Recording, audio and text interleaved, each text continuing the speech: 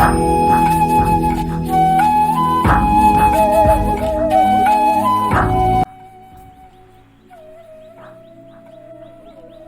क्या है?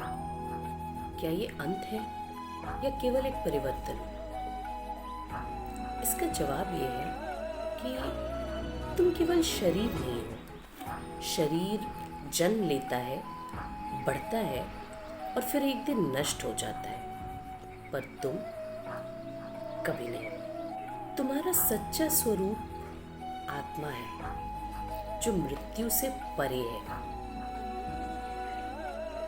तो अब सवाल ये है कि वास्तव में मरता कौन है? शरीर काम करना बंद कर देता है, मन शांत हो जाता है, लेकिन जीव जो इच्छाएं, विचार और कर्म को साथ लेकर आगे बढ़ता है और अगले जन्म की यात्रा करता है। अगला सवाल ये है कि मृत्यु के बाद क्या होता है? अगला जन्म तुम्हारी इच्छाओं और तुम्हारे कर्म पे निर्भर करता है। जब तक आसक्ति है तब तक ये यात्रा चलती रहती है, पर जैसे ही अपने सच्चे स्वरूप का बोध हो, उसके बाद पुनर्जन्म की आवश्यकता नहीं होती। यही मुक्ति है। मृत्यु के बाद दो रास्ते हैं।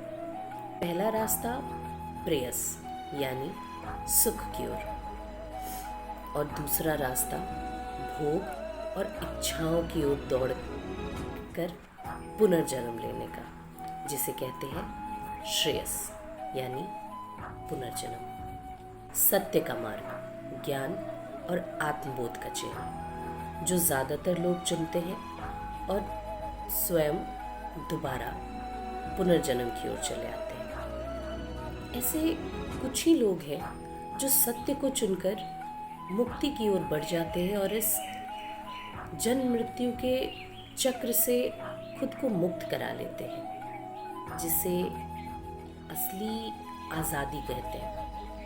वास्तविक स्वतंत्रता। वास्तविक स्वतंत्रता कहीं और जाना नहीं है। वास्तविक स्वतंत्रता है स्वयं को पहचानना।